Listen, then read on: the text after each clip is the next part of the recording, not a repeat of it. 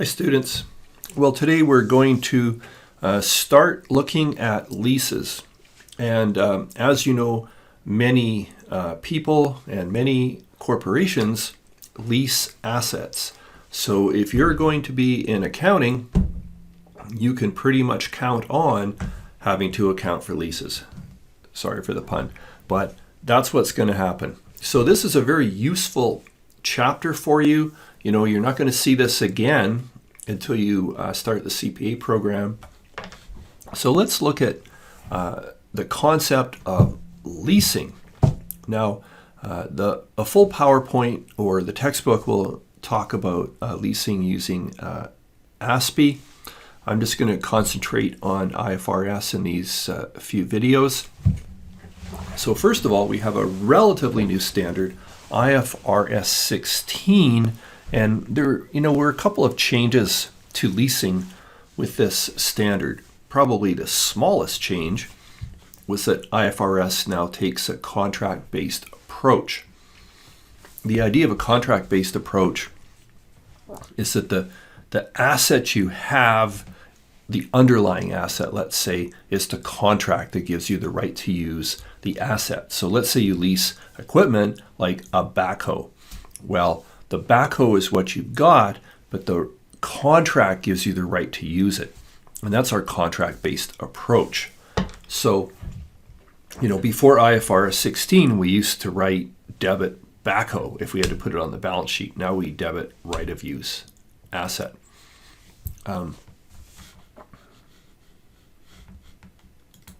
The other far bigger change with IFRS 16 is the requirement to treat virtually all leases as a finance lease. And what that means is that you need to put the corresponding asset on your balance sheet if you're the lessee, and the lease liability, the money you promise to pay, is a liability also on your balance sheet. So what that means then is just about every company everywhere has to take the leased asset. An example would be Air Canada with half its planes. They have to put those on the balance sheet now. They didn't used to. They used to create a lease that didn't require them to do that. But now with the asset on the balance sheet and the liabilities as well, it gives financial statement readers a far better idea of the financial position of that company. So that's the big deal with IFRS 16. Now, the exceptions to putting these assets on the balance sheet and treating it as a finance lease are two. So one is if it is a short-term lease. And short-term is defined here. Short-term is defined here as 12 months or less.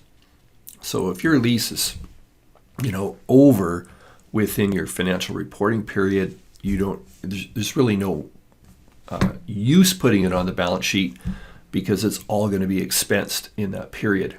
And the other is a low value lease. So, sometimes if you remember the cost benefit constraint, it's not worth doing all this accounting for an asset that's of low value. And the standard doesn't state exactly what that is because, of course, it's IFRS 16, it's international, so what currency would we use, right? But if we're in Canada, the standard that's kind of evolving is $5,000 or less.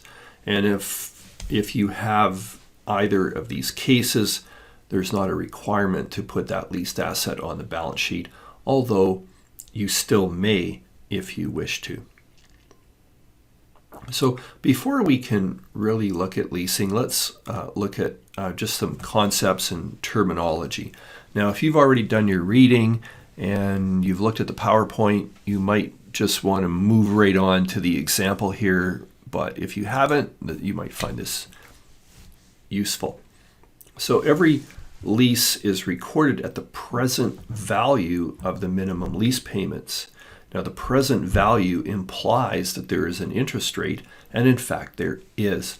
So, if you're an individual, let's say leasing a car, you just look at the contract and you'll see that, yes, there's an interest rate, and dealers want you to lease and essentially buy a car. So maybe their interest rate is low, like 2% or 4%, but it's on the contract. In a commercial lease, there's no requirement to tell you what the lease rate is, because they're not working under consumer protection legislation as you would as an individual. So the lessor will be charging a rate in the lease. So let's say the lessor is just simply charging 7%. If you know that they're charging 7%, then you as a lessee do your accounting at 7%, and that's the interest rate you use. But what if you don't use it and they don't tell you? And strangely enough, this is often the case in a commercial lease. You just might not know. So you have to guess, and here's what you guess. You say, we're going to use our own incremental borrowing rate. And this would be the same concept as a zero interest note, where you would use your incremental borrowing rate. So let's just say that if you were to borrow, an extra few $1,000s, it would cost you 8%. Well, in that case, you're going to use 8%. Best case scenario, get the lessor to tell you the interest rate they're using. If it's too high, you might want to shop around anyway. But that's a situation where the lessor could be using one rate and you could be using a different rate. Now again, leases are recorded at the present value of lease payments, and then as we use the item, we incur two costs. One is a reduction of the lease itself. In other words, you're using up this asset and you're paying to use it up. And the other is interest expense. So those two will come to us soon as we look at an example and do some journal entries. We do need to talk about residual value. And this is kind of a big deal. So residual value would be what this item is worth, or what the manufacturer or lessor says it's worth at the end of the lease. So let's just say that we lease a backhoe, and the present value of the lease is $100,000. So we're starting with saying, okay, the backhoe is worth $100,000, and we have a 4-year lease, and in theory, this backhoe is going to be worth, let's just say, it's not really enough, $35,000 at the end of the lease period. So the question is, what if it's not worth $35,000? This is what the contract is based on. Essentially, you're getting a $100,000 asset. You're using it for 4 years, and at the end of 4 years, you're giving them back an asset that's worth $35,000. So if it's an unguaranteed residual value, it means that you as a lessee are not responsible for paying the lessor if it isn't really worth $35,000. Now you're never going to get more. If it's worth $50,000, you don't get $15,000 back or anything.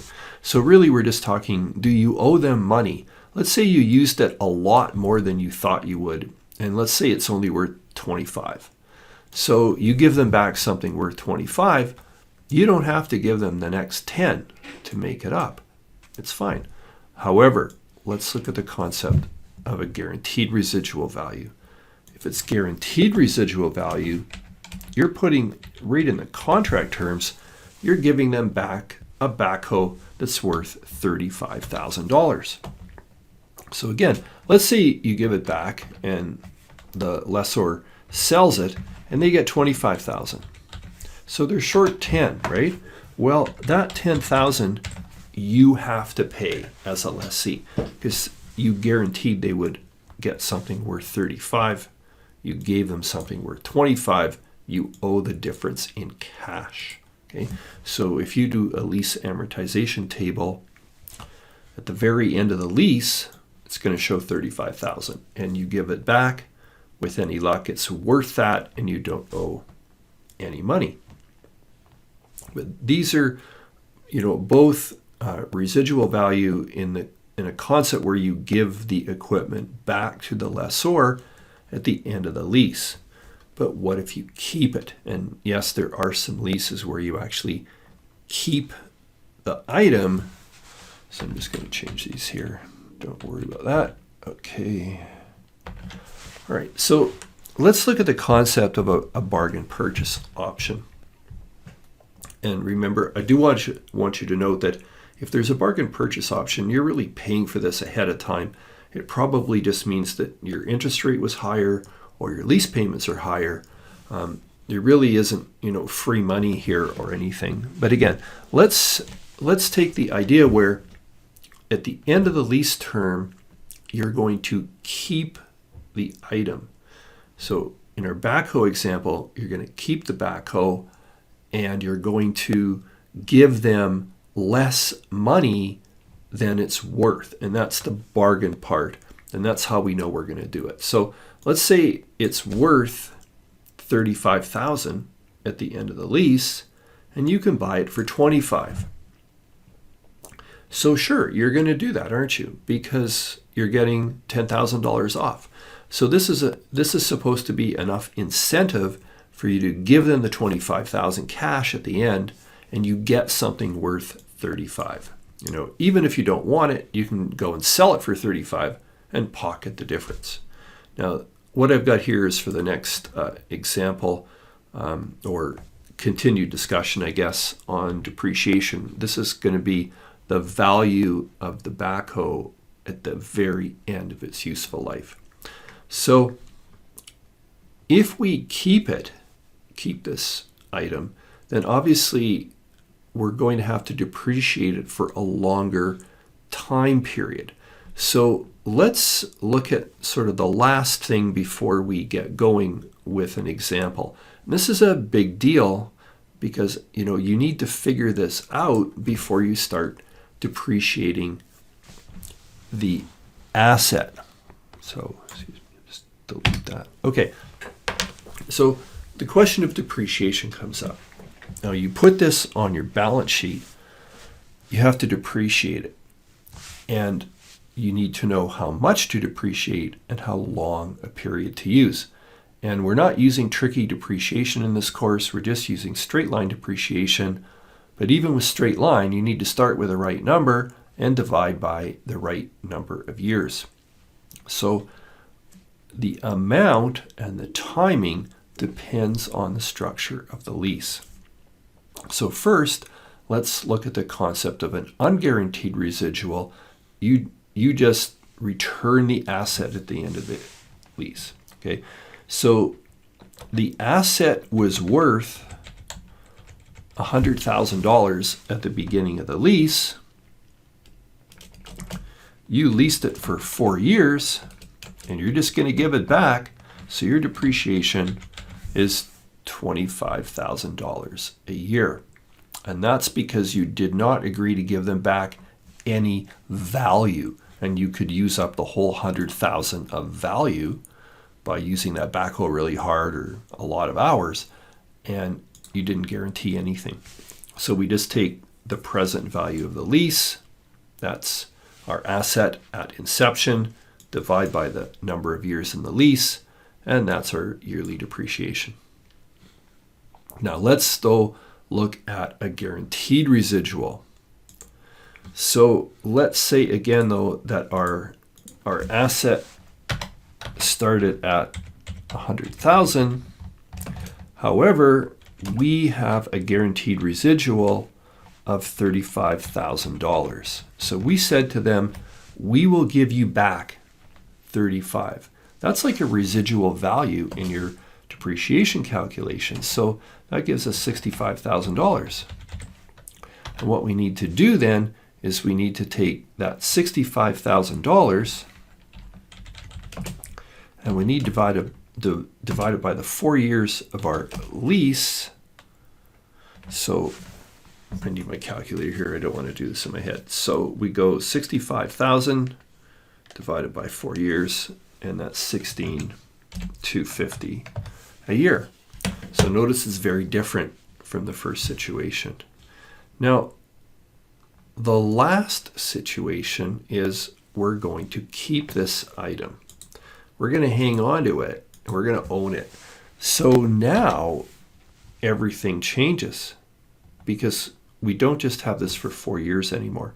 Let's say that the useful life of this is going to be 10 years.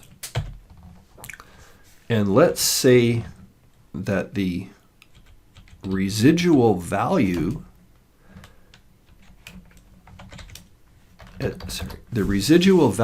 this backhoe at the end of 10 years, of course, it's way less than $35,000, right? Because that was after 4 years. Now we want after 10. So it's worth, we think, $4,000 at the, well, sorry about that. I got my sign mixed up here. Okay, it's worth $4,000 at the end of 10 years. So that means we're going to do our basic depreciation calculation. We're going to depreciate $96,000. And of course, if you depreciate $96,000 over 10 years, we know that we're going to get $9,600 a year. So really a different calculation completely. Okay, so that's a look at some concepts and just basic ideas around leasing. Let's go now and look at a really basic example of a lease. And even though this is a basic example, I'm still going to put an executory cost in here. And what that means is that sometimes a lessee must pay the lease payment plus some other items. And you may have heard of a triple net lease. You know, we're looking at maintenance, insurance, and taxes. So let's say that in this lease, the lessee must pay yearly $2,000 of maintenance fees. Now that $2,000 is not part of the lease payment. It's in addition, and it's simply a yearly expense. So this is in here so that you'll just be aware of that and be careful to back those executory costs out of the total payment to get the actual lease payment. Now there's really nothing for you to figure out in this first one. You could do this with your calculator and it's going to work, but and we will in a second, but we're given everything here. So we have a 5-year lease and we have annual payments. And notice that annual payments are almost always due at the beginning of the year. It's like very few lessors will let you just use the asset for a year and pay them at the end of the year. You know, it's kind of like, you know, if you want to get on an airplane, they charge you before you get on, not when you get off, right? So this is due at the beginning of the year. And what this means, just briefly though, is if you're using your financial calculator to calculate this, make sure you set it to begin. Because if you don't set it to begin, it assumes that this payment is at the end of the term. So the fair value of the asset at the beginning of the lease is $100,000, and it has a 5-year life. So notice we're using it for its full economic life. So there is no guaranteed residual. We can give it back at the end of the lease term, but it's not worth anything. And of course, there's no renewal option because we use it all, and it does revert to the lessor at the end of the lease. Now remember, we talked about interest rates. Our incremental rate is 11%. The lessor's rate in the lease is 10%, but we know it. And if we know it's 10, we're going to use 10. So let's just calculate this lease anyway for practice. We do have everything we need here, but let's go ahead and do it. So let's use your calculator, and you'll see that you have to set your calculator to begin. You're going to key in 10 for interest per year.